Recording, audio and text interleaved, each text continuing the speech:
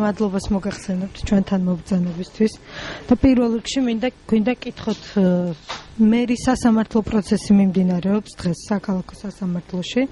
Როგორ ფიქრობთ, რამდენად შეწონილია, რომ დადგეს მისი სამსახურებრივი უფლებამოსილების შეწყვეტის საკითხიც? შეწყვეტის არის შეჩერების, იმიტომ რომ ამ ეტაპზე პროკურატურა შეწყვეტის არა, მაგრამ შეჩერების, იმიტომ რომ ამ ეტაპზე პროკურატურა ვერ მიმართავს სასამართლოს შუამდგომლობით მერის უფლებამოსილების შეწყვეტის შესახებ. შესაძლებელია უბრალოდ საქართველოს სისხლისამის საპროცესო კოდექსის საფუძველზე მოითხოვოს პროკურატურამ, რომ სასამართლომ დროებით ძიების პროცესში შეუჩეროს მას უფლებამოსილება. რაც სავსებით ნორმალურია იმ შემთხვევაში, თუ პროკურატურას აქვს საკმარისი საფუძვლები, რომ დაადასტუროს ის ბრალი, რომელიც წარდგენილია გიგი უგულავასთვის.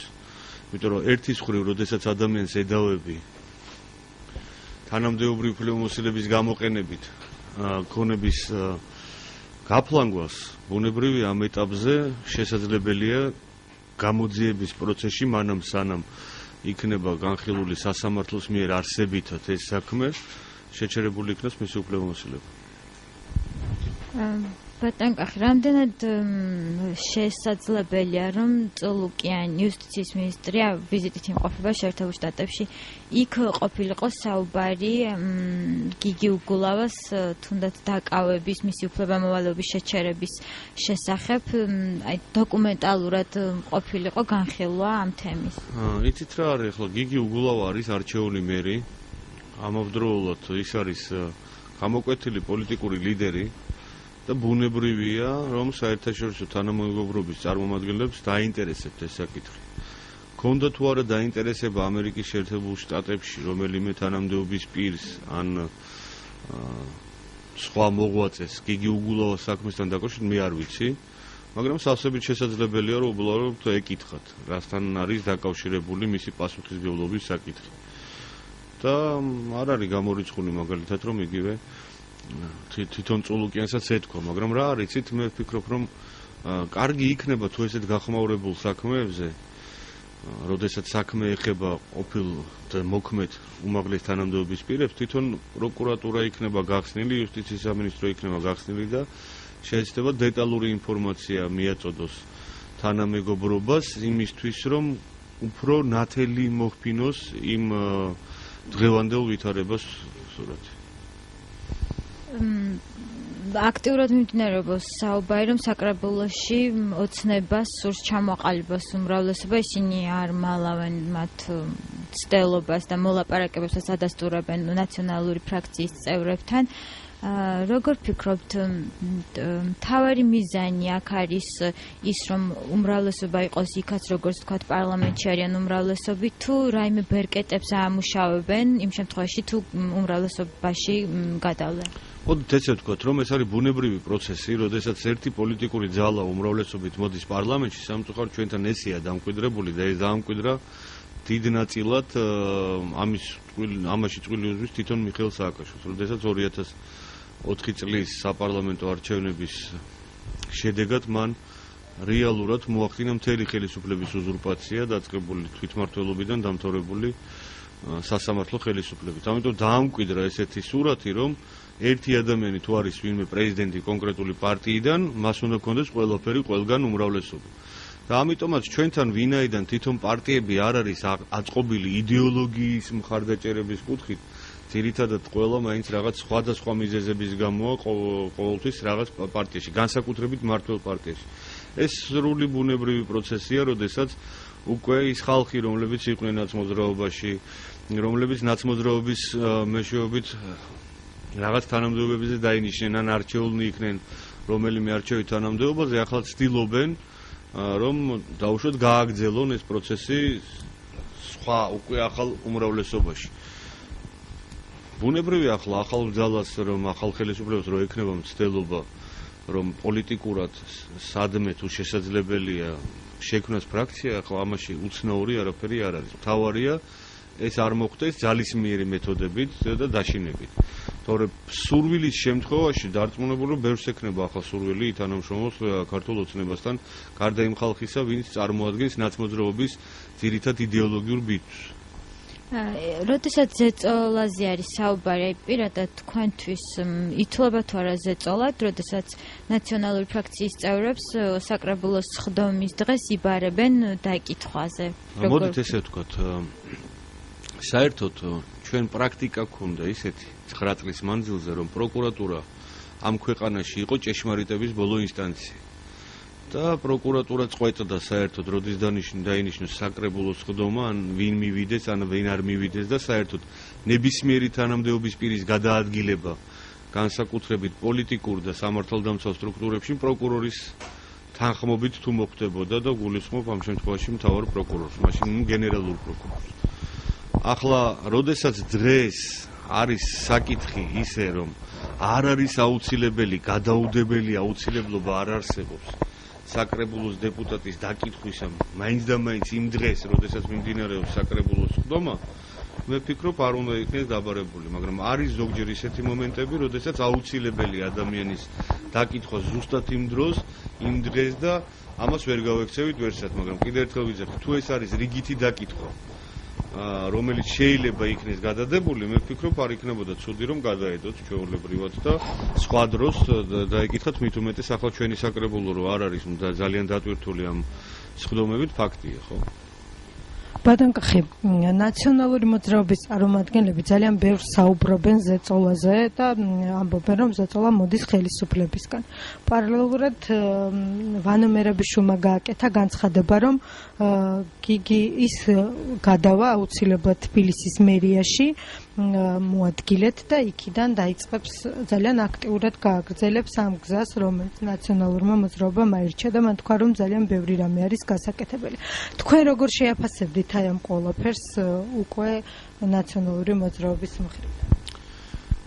აქ ახლა ორი კითხვა იყო. ერთი იმაზე, რომ საუბრობენ ზეწოლებზე, ეს ბუნებრივია, იმიტომ რომ ისაუბრებენ ერთის მხრივ მათ ეს აწყობთ, მეორეს მხრივ შეიძლება არის კიდევაც ერთი ფაქტი. მოდი ესე ვთქვათ, რომ თუ არსებობს ზეწოლა, თუ არის ის ფაქტები, რომ კონკრეტულ დეპუტატზე ხორციელდება ზეწოლა, მე მაინც ვფიქრობ, რომ ყველაზე ადეკვატური პირველი რაც უნდა მოხერხდეს, ეს უნდა იქნეს შეტანილი შესაბამისი განცხადებები თუნდაც პროკურატურაში, იმასთან დაკავშირებით, რომ მე აი ამა წლის, ამა და ამ რიცხვში, აი ეს და ეს კონკრეტული პირი, ან ზეწოლას ახდენდა ჩემზე, ან არ ვიცი მე, რაღაცა სითხოვდა.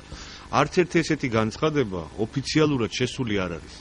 ჩვენ გვესმის მუდმივ ზეწოლებზე, აი ჩვენ დეპუტატებზე ზეწოლებია. როდესაც ვეკითხებით ჩვენ, აი მაგალითად არასამთავრობო ორგანიზაციის წარმომადგენლებს, რამოდენიმეჯერ მე თვითონ მიკითხავს, რომ კონკრეტულად ერთი დეპუტატის გვარი დაასახელეთ, ვიზზე მიმდინარეობს ზეწოლა და ვისგან. ვიზზე შეიძლება დაუშვათ კიდე თქვა, ხო, მაგრამ ვისგან ესეც ხომ ძალიან მნიშვნელოვანია, იმიტომ რომ თუ იცი და იმ ადამიანმა შენ გითხრა, რომ ჩემზე არის ზეწოლა, მაშინ იმასაც გეტყო და ვინ ახორციელებდა კონკრეტულად ქართული ოცნება რაღაც უჩინარი რაღაც ბერკეტებით ხო არ ახდენდა ზეწოლას, ვიღაცა მივიდა რაღაც დაემუქრა, აი ამის შესახებ აუცილებელია რომ იქნეს შეტანილი განცხადები. შეიძლება ახლა ვინმე თქვას, რომ რა აზრი აქვს პროკურატურაში ასეთი განცხადების შეტანას, ხო? ეს პროკურატურა ამ საქმეს არ გამოიძიებს, მაგრამ მერწმუნეთ, განცხადების შეტანა, ფაქტის დაფიქსირება ყოველთვის აუცილებელია. იმიტომ რომ ერთის მხრივ შენ თვითონ თუ დეპუტატი ხარ, უნდა დაიცვა ის პროცედურები, რომელიც შენივე დადგენილია როგორც კანონმდებლის. მეორეს მხრივ შეიძლება დღეს თუ არ მოყვა რეაგირება, ხვალე ზეგ მაინც რეაგირება იქნება. არ იქნებოდა ცუდი, რომ თითოეული ეს ფაქტი ყოფილიყო დადასტურებული.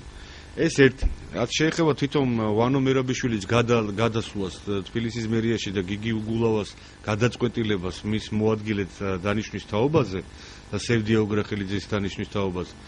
მოდით ესე ვთქვათ, რომ პირველი მოადგილე გიგი უგულავას აუცილებლად უნდა დაენიშნა საკრებულოს წევრებისგან, იმიტომ რომ თვითონ კანონი ითხოვს პირველი მოადგილეს, როდესაც ნიშნა, უნდა იყოს საკრებულოს წევრი და შემდგომში უნდა დანიშნოს. ამიტომ ვანოს ვერ დანიშნავდა პირველ მოადგილედ, დანიშნა მოადგილედ, ამის უფლება მას აქვს. ნუ გასაგებია ახლა ვანო მოადგილე იქნება და მერიც იქნება და პირველიც იქნება და ახლა ვანო არის პოლიტიკური ფიგურა, რომელსაც აქვს გარკვეული მხარდაჭერა ნაციონალური მოძრაობის ელექტორატისგან, რომელიც პოპულარულია ნაციონალური მოძრაობის მხარდამჭერებში, ამავდროულად საუბარი იმაზეა, რომ ის კარგი მენეჯერია, ახლა შინაგან საქმეთა სამინისტროს გაართვა თავი. ბუნებრივია, დღეს ნაციონალურ მოძრაობას სჭირდება ქალაქის მერიაში ისეთი გამოკვეთილი ფიგურა, როგორიც არის ვანო მერაბიშვილი, რომელიც მოახდენს ნაციონალურ მოძრაობის გუნდის მობილიზებას, ანუ გზავნილია გაკეთებული, რომ აი ნახეთ, ვანო გახდა მერის მოადგილე. ჩვენ არსად არ მივდივართ, ჩვენ ძლიერათა ვართ წარმოდგენილი თბილისში, ასე რომ ნუ დაიშლებით, ნუ გადახვალთ სხვაგან. ეს ერთგვარი ერთის მხრივ გზავნილია მხარდამჭერებისადმი, მეორეს მხრივ ჭირდებათ ისეთი ადამიანი მერის მოადგილის თანამდებობაზე, რომელიც ამავდროულად თუ გიგი უგულოვას შეუჩერებენ უფლებამოსილებას, იქნება მერი, რომელიც ყველა იმ გიგის დაწყებულ სქემებს მოუყრის თავს და გააგრძელებს. ამ თანამდებობაზე ნეიტრალური ადამიანის დანიშვნით შესაძლებელია, რომ უფლებამოსილების განხორციელების პერიოდში უფრო მეტი ინფორმაცია მიეღო სხვადასხვა საქმიანობის შესახებ. ამიტომ მათ ჭირდებოდათ ისევ და ისევ პარტიული ლიდერი, რომელიც აი ამ პოლიტიკურ საქმიანობას ქალაქის მერიაში და მერიის მასშტაბით და მერიის უფლებამოსილების ფარგლებში განახორციელებდა. ეს სრულიად მოსალოდნელი იყო, რომ ასეთი გადაწყვეტილება იქნებოდა მიღებული. იმიტომ რომ ნაცმოძრაობას ყავს ერთი ვანო, რომელიც აღარ იცის საწაიყვანოს, ხან პრემიერ-მინისტრად ნიშნავს, ხან გენერალურ მდივნად პარტიის, ახლა ქალაქ თბილისის მერიაში სხვა ხალხიც არის ნაცმოძრაობაში ლიდერები, მაგრამ იმათგან განსხვავებით ვანოს მიმართ უფრო მეტი სიმპათია ნაცმოძრაობის ელექტორატში. მე იმას კი არ ვიძახი, რომ ერთი ვანო ყავდა, სხვა არავინ არ ყავდა. ყავთ, მაგრამ ის ვინც ყავთ შეიძლება ნიჭიერი, მაგრამ ამავდროულად არაპოპულარული ნაცმოძრაობის მხარდამჭერებში და ვანო ამ კუთხითაც პრობლემას არ წარმოადგენს, იმიტომ რომ ასე თუ ისე ყველა მის მიმართ სიმპათიითაა, ვინც ნაცმოძრაობას უჭერს მხარს. ამიტომ ეს იყო რაღაც ძირითადი გზავნილი, რომ აქ ჩვენ ვართ და ღვევის პროცესი რო დაწყებული, ახლა ვიცი ვხედავთ, რომ ყოველ დღე რაღაც ნიუსები მიდიოდა, რომ თითო დეპუტატი ან საკრებულოდან ან პარლამენტიდან გადადიოდა ან ტოვებდა ფრაქციას. ამისთვის მათ ჭირდებათ აი ესეთი გზავნილები, რომ 19-ში რაღაც მიტინგზე მოვიდეთ, რომ ეს მითიური აპრილი გახსოვთ ხო, რომ მითიური აპრილზე როგორც კი პირველი დღიდან ხელისუფლების აღიარების ყოფილი ხელისუფლების აღიარების დამარცხენ არჩევნებში საუბარი იყო მითიურ აპრილზე. და ეს გზავნილები იყო. ახლა როდესაც რღვევის პროცესი დაიწყო და ხედავენ, რომ რაღაც პრობლემები აქვს შიგნით პარტიაში, ამიტომ ჭირდებათ ესეთი განცხადებები, აი აპრილში, აი მაისში, რომ ეს ადამიანები შეინარჩუნონ, რომ ამ ადამიანებმა იფიქრონ, ესენი რეალურად აპრილში არაფერი არის. მე ვფიქრობ, რომ რეალურად აპრილი არის უბრალოდ ტემპერატურის აწევა, ყოველთვის რომ აქტუალურები იყვნენ, რაღაც ხო უნდა თქვან, ანუ იკავებენ სივრცეს, საინფორმაციო სივრცეს, ამავდროულად რამოდენიმე მომენტია აქ, ერთის მხრივ საკუთარ მხარდამჭერებს უგზავნიან გზავნილს, რომ აგერ ჩვენ ნახეთ კიდე რას ვიზავთ, ასე რომ თლათ უიმედოთ ნუ იქნებით, მეორეს მხრივ აქტუალურად იკავებენ საინფორმაციო სივრცეს და მესამედ ჭირდებათ ეს ბერკეტები, თქვენ გონიათ მიქშა სააკაშვილი გაბედავს და მიიღებს გადაწყვეტილებას მთავრობის გადადგომის თაობაზე, ვერა. მან ძალიან კარგად იცის, რომ შესაძლებელი ამას მოყვეს ძალიან სერიოზული პრობლემები და ძალიან სერიოზული საპროტესტო აქციები. მაგრამ მეორეს მხრივ მიშა სააკაშვილი ართმობს ამ ბერკეტებს ისე, რომ მაქსიმალურად არ მიიღოს სარგებელი ამ ბერკეტის დათმობისთვის. მიშა სააკაშვილმა იცის, რომ ერთადერთი რაც მას აქ დღეს, რითიც შეუძლია ევაჭროს და რაღაც ინდულგენცია ან სხვა გარანტიები მიიღოს, ეს არის ეს ბერკეტი. გამოყენებით რომ ვერ გამოიყენებს და არ გამოიყენებს, თვითონაც ძალიან კარგად იცის ყოველ შემთხვევაში ახლო მომავალში. ამიტომ ერთადერთია რომ აი ეს ტემპერატურა იყოს აწეული, მუდმივად რაღაცა პანიკის არასტაბილურობის შიში იქნეს შექმნილი, რომ მივიდნენ და ელაპარაკონ. ახლა დღეს რომ მან თქვას, რომ მე ამას არ გამოვიყენებ და აგერ წაიღეთ ეს ბერკეტი, ნუ არავინ არაფერზე არ დაელაპარაკება, ხო? ეს არ იქნება უკვე ეს ბერკეტის სავაჭრო თემა, ამიტომ მას სჭირდება ერთის მხრივ კონკრეტულად არ თქვას, რომ არ გამოვიყენებ უფლებამოსილების ვადამდე, მაგრამ ამავდროულად მისი გუნდის წევრები ერთგვარ გზავნილებს აგზავნեն, შეიძლება გამოიყენოს კიდევაც. რომ ყოველთვის დაძაბული ყავდეს თვითონ უმრავლესობა და ხალხიც, რომ რამენაერად მოხდეს მაქსიმალურად მეტი ინდულგენციის და სხვა გარანტიების მიღება აი ამ ბერკეტის არ გამოყენების ან დათმობის შემთხვევაში. 19 აპრილთან დაკავშირებით მინდა გკითხოთ, როგორ ფიქრობთ, რამდენად უმრავლესობის წევრებმა განაცხადეს, რომ მაქსიმალურად შეეცდებიან არ დაუშვან არანაირი ექსცესი და რაიმე დაპირისპირება. არსებობს საშიშროება ან საფრთხე, რომ მოხდება რაიმე გაუთვალისწინებელი? მოდით ესე ვთქვათ, რომ ნებისმიერ ადამიანს საქართველოში აქვს სიტყვის გამოხატვის უფლება. ასე რომ უმრავლესობამ დღეს ხელისუფლებამ უნდა უზრუნველყოს ყველა შემთხვევაში მშვიდობიანი აქციის ჩატარება, თუ ამის სურვილი აქვს კონკრეტულად პოლიტიკურ ჯგუფს. მეორეა, რომ ახლა თვითონ ნაცმოძრაობამ პარლამენტში მოღვაწეობის პერიოდში ისეთი კანონი მიიღო მიტინგებისა და მანიფესტაციების შესახებ, რომ ნორმალურად კანონის ჩარჩოში მიტინგის ჩატარება იმათ მიღებული კანონის საფუძველზე ერთადერთი უდაბნოშია შესაძლებელი. ამიტომ ერთის ხრივ მიტინგი და აქცია უნდა ჩატარდეს, იმიტომ რომ ეს სიტყვის გამოხატვის თავისუფლება უნდა იყოს ქვეყანაში დაცული. მეორე ხრივ არ უნდა იყოს რეალურად ეს გადასული რამე პროვოკაციაში. თუმცა ამ პროვოკაციაზეც თუ არის საუბარი, ხელისუფლებამ უნდა უიზრუნოს, პრევენციულად უნდა გაატაროს ღონისძიებები, რომ თუ ვინმეს აქვს სურვილი 19-ის აქცია გამოიყენოს მაპროვოცირებულ ელემენტად, ესეც უნდა იყოს აღკვეთილი თვითონ შინაგან საქმეთა სამინისტროს მიერ პრევენციულად. ამაში მე პრობლემას ვერ ხედავ. და ძალიან კარგია, რომ ქვეყანაში დადგა დრო, როდესაც პრობლემის გარეშე შეგიძლია გამოხატო შენი თუნდაც ნეგატიური დამოკიდებულება ხელისუფლებისათვის. ისე დაკავებთან დაკავშირებით მინდა გკითხოთ, აი გავრცელებული ინფორმაციით შესაძლებელია ბაჩო ახალაიამ თვის ბოლოს, როგორც ვრცელდება ეს ინფორმაცია, დატოვოს საპყრობილა. გარდა ამისა, გიგი უგულავას წინააღმდეგ საკმაოდ მძიმე ბრალდებები იყო, თუმცა როგორც თავად მერი აცხადებს, მტკიცდება მხოლოდ ის, რომ მან ის ხელფასუხდიდა თანამშრომლებს, ანუ მასთან და თან მომუშავე პიროვნებებს. რეალურად ის ბევრად ადრე გაკეთებული განცხადებები რატომ აღმოჩნდა უფრო მძიმე? ანუ არ დადასტურდა ესენი და მხოლოდ ეჭვები ქონდა თავის დროზე თავის მაშინდელ ოპოზიციას, თუ მოდით ესე ვთქვათ, რომ სისხლის სამართლის საქმე საერთოდ და ბრალი უნდა იყოს დადასტურებული მტკიცებულებებით. ის რომ რასაც მე და თქვენ, აი მაგალითად ხო საუბრობთ იმაზე, რომ ვიღაცა იძახის, რომ ჩემზე ზეწოლაა და რა, ან უпростоრად ჩემზე ზეწოლა არა, ჩვენის გუნდის წევრებზე ზეწოლა.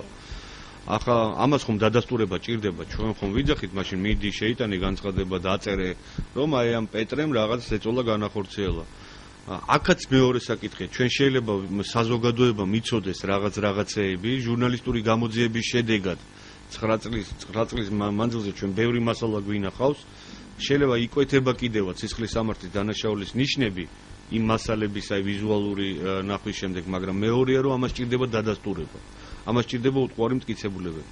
როგორც მე მივხვდი ამ ეტაპზე, სხვა მტკიცებულებები კონკრეტული გარდა აი ამ დანაშაულისა, რომელზეც ბრალი წარუდგინეს, თუნდაც გიგი უგულავას, ჯერჯერობით არ აქვს, მაგრამ ეს იმ პროკურატურას, მაგრამ ეს იმას არ ნიშნავს, რომ მხოლოდ ამითი შემოიფარგლება პროკურატურა და სხვა საქმე აღარ ექნება პროკურატურას გიგი უგულავას მიმართ. რაც შეეხება იმას, რომ გიგი უგულავა აცხადებს, რომ მას ფული სახში არ წაუღია, ახლა მოდით ესე ვთქვათ, რომ ჯერთი მან ხელფასი არ გადაუხადა იმ თანამშრომლებს, რომლებიც რეალურად მუშაობდნენ მერიაში. მან ფიქტიური ადგილები შექმნა იმისთვის, რომ ნაცმოძრაობის მხარდამჭერები, ანუ ელექტორატი, ყოლოდა საბიუჯეტო დოტაციაზე. ფინანსურ დაინტერესებას აძლევდა მათ იმისთვის, რომ მიეღწია პოლიტიკური რაღაც მიზნებისთვის. ამავდროულად ის რომ იძახის, რომ სახში ხო არ წავიღე, ახლა საქართველოს სისხლის სამართლის კოდექსის ითვალისწინებს პასუხისგებლობას არა მხოლოდ სახში წაღებაზე, მითვისებაზე, არამედ გაფლანგვაზე. სხვათა შორის გაფლანგვა და მითვისება სისხლის სამართლის კოდექსის შესაბამისად არის ერთი მუხლი. და კანონმდებლისთვის ეს არის ერთნაირად დასჯადი, როგორც ისე გაფლანგვა, რომ რაღაცა მიზნები მიაღწიო, ან რაღაც სხვა მხრიდან გაბა, ან მიითვის. ასე რომ აქ პრობლემა იმაში არ არის, რომ ეს არ არის დანაშაული. ეს არის დანაშაული, რომელიც გათვალისწინებულია სისხლის სამართლის კოდექსით, მეორეა, რამდენად შეძლებს პროკურატურა ამის დამტკიცებას. საერთოდ ყველაზე ადვილი კატეგორია საქმეების მტკიცების კუთხით არის ასეთი ტიპის საქმეები, როდესაც ძირითადი აქცენტი აღებულია დოკუმენტურ მტკიცებაზე. ანუ მას იმ დოკუმენტებზე და იმ ბუღალტრიულ ექსპერტიზებზე რომლის საფუძველზეც ბრალი წარედგინება. ყოველთვის ყველაზე მერყევი საქმეები არის ის საქმეები, რომელთა ბრალი ეფუძნება მხოლოდ მოწმეთა ჩვენებებს, იმიტომ რომ არის ალბათობა, რომ მოწმეები გადათქვავენ ჩვენებას და ძალიან სერიოზული პრობლემა იქნება საქმის, მაგრამ ფინანსური ტიპის ბრალის დამტკიცება ბევრად ადვილია, იმიტომ რომ ძირითადად ბრალი დაფუძნებულია დოკუმენტებზე, ოფიციალურ დოკუმენტებზე, ამავდროულად ამ დოკუმენტებზე არის დანიშნული ექსპერტიზა და დასკვნა არსებობს ექსპერტიზის, რომელი მოქმედებით, რომელი ბრძანებით, რომელი დაუშვათ სამართლებრივი აქტით მოხდა კონკრეტული თანხის არასწორად ან ხარჯვა ან მითვისება. ამიტომ აქ მეორე მომენტია, სულ სხვა კატეგორიის საქმეა. რაც შეეხება თვითონ ბაჩო ახალაიას, მოდით ესე ვთქვა, ჩვენ ვიცით ახლა ძალიან კარგად, შეიძლება ვინმე არ დამეთანხმოს, მაგრამ გულში ძალიან კარგად იცით, რომ სასამართლო გადასულია დესტრუქციის რეჟიმზე. ანუ რატო გულისხმობ დესტრუქციას? სასამართლოს ყოველთვის იყო ნაცმოძრაობის იდეების გამტარებელი. რეალურად ჩვენ გვაქვს სასამართლო, რომელიც ნაკლებად მძიმე კატეგორიის საქმეებზეც ყოველთვის პროკურატურის სურვილისამებ გამოირჩეოდა იმითი, რომ უფარდებდა საპატიმრო აქვე ღონისძიებას, ამავდროულად საპატიმრო სასჯელსაც. დღეს 2012 წლის 1 ოქტომბრის შემდეგ სასამართლო გადავიდა რეალურად არასაპატიმრო რაღაც სასჯელზე, აქვეთი ღონისძიების შეფარდებაზე. რატომ? და სხვათა შორის არა მხოლოდ ნაცმოძრაობის ყოფილი თანამდებობის პირების მიმართ ან არა მხოლოდ დაუშვათ ნაცმოძრაობის წარმომადგენლების მიმართ იჩენს ცნობიერებას. ძირითადად სასამართლო დღეს ცდილობს შექმნას დაუსჯელობის სინდრომი, დაამკვიდროს საქართველოში დაუსჯელობის სინდრომი, რომ ყველა ვინც ჩაიდენს დანაშაულს ალბათობით განთავისუფლდება და ეს რა თქმა უნდა დაუსჯელობის სინდრომს ბადებს შემდგომში ადამიანი. რატომ კეთდება? იმიტომ რომ ჩამოიშალოს ერთის მხრივ კრიმინოგენური ვითარება აიწიოს, მეორეს მხრივ თვითონ სახელმწიფო ინსტიტუტები ჩამოიშალოს. ესეთი მეთოდი ჰქონდა სასამართლოს, უკვე რეფორმირებულ სასამართლოს. ეს აბსოლუტურად ყველას უშვებდა სასამართლო და რეალურად დაამკვიდრა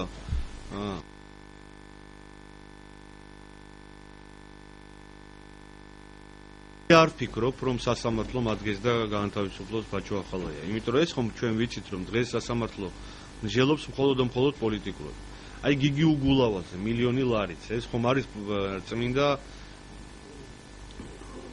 ტაქტიკური გადაწყვეტილება. რატომ? იმიტომ რომ პროკურატურამ იცოდა, რომ გიგი უგულავას დღეს რომ შეუფარდოს, უბრალოდ დააკავოს და შემდგომში მოითხოვოს გიგი უგულავაზე აქვეთი ღონისძიების სახით პატიმრობის შეფარდება სასამართლოში. სასამართლო ამას არ დააკმაყოფილებს. ეს ძალიან კარგად იცოდა თვითონ მთავარმა პროკურატურამ. ამიტომ მთავარმა პროკურატურამ უბრალოდ არ გააკეთა ის, რომ აი დააკავა და სამ დღეში გააუშვა სასამართლო. მთავარმა პროკურატურამ ძალიან ტაქტიკურად სწორი ნაბიჯი მიიღო. ჩვენ თვითონ არ შევდივართ საპატიმრო გადაწყვეტილებას, მაგრამ მილიონი ლარი იმ თანხებთან დაკავშირებით ადეკვატურია, რომელიც უნდა იქნეს გირაოთის ზრუნყოფილი.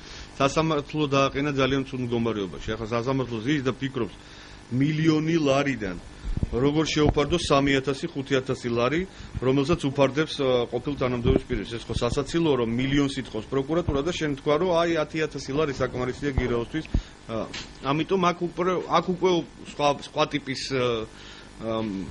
დაპირისპირებაა, მე მგონი, და სხვა ტიპის ტაქტიკური რაღაც პაიქრობა პროკურატურასა და სასამართლოს შორის. გამოიტანა როგორც იქნა დასკვნა პროკურატურამ, რომ არ აპატიმრებს სასამართლო და ამიტომ თვითონაც აღარ შედის საპატიმრო აქვეთ ღონისძიების მოთხოვნა. ქალაქის მერმა პროცესზე შესვლამდე გააკეთა განცხადება, რომ ის მილიონი ლარის გადახდას არ აპირებს, რადგანაც მას არ აქვს მილიონი ლარი. ხო და რომ აქვს, იმიტომ რომ ხელფასი არ ქონდა მას იმდენი, რომ მილიონი დაეგროვებინა. ამიტომ დღეს ისიც ტაქტიკურად მოქმედებს და იძახის არ მაქვს. იძახის არ მაქვს ახლა ეს დაახლოებით იმას გავს, ოქროაშვილს რომ სთხოვეს მილიონი გადაიხადეო საპრნა და შემდგომში რომ გადაიხადა, მერე გამოვიდნენ და თქვენ საიდან ქონდაო მილიონი? აი დაახლოებით იგივე შეცდომას არ უშვებენ. ბუნებრივია და გასაგებია რომ იტყვიან რომ რას ლაპარაკობთ, სადა გვაქვს ჩვენ მილიონი. თელმა ნაცმოძრაობამ რო დავიწყოთ ფული შეგროვა, მილიონს ვერ ვიშოვი. გასაგებია, აბა სხვანაირად ვერც მოიქცეოდნენ. ამიტომაც პროკურატურას და მე ვთქვი, რომ ეს არის წმინდა ტაქტიკური გადაწყვეტილება და ეხლა თვითონ სასამართლო ძალიან ცუდ დღეში, მძიმე დღეშია ძალიან, იმიტომ კიდევ ერთხელ ვიძახი, არაადეკვატურები გამოჩნდებიან, თუ მილიონიდან გადავლენ 5,000-ზე და 3,000-ზე. თქვენ გახსოვთ, მე რა მინდა იცით, აქ ამაზე კი არაა საუბარი, 3,000 იქნება გირაო, 5,000. ეს გირაო მაინც უბრუნდება თვითონ ადამიანს, როდესაც თუ არ გაიქცევა და არ დაარღვევს აქვეთ ღონისძიების პირობებს. მაგრამ მეორეა, ჩვენ გვახსოვს 9 წლის მანძილზე, რომ აი ადამიანების ზიან ციხეში და მე შემიძლია დოკუმენტალურად გაჩვენოთ, რომელი გვარები და სახელები, რომლებიც აი ერთი ალუმინის ქვაბის მოპარვის გამო 4 წელი ზიან ციხეში. ერთი მობილურის მოპარვის გამო სასამართლო გირაოთ უფარდებდა 70,000, 80,000 ლარს.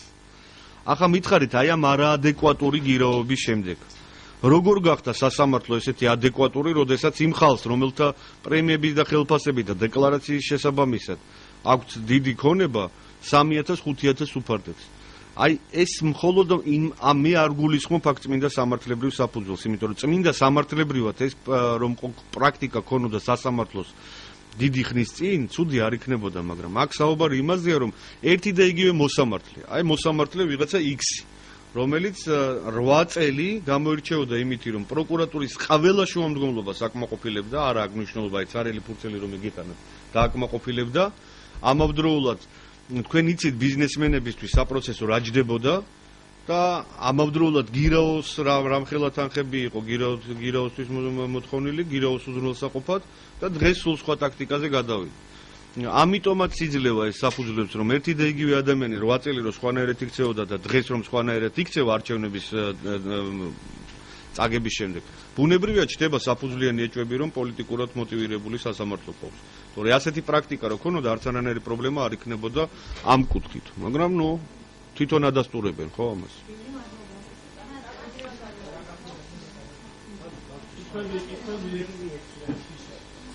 ხო, ვინმეს კითხვები თუ გაქვთ?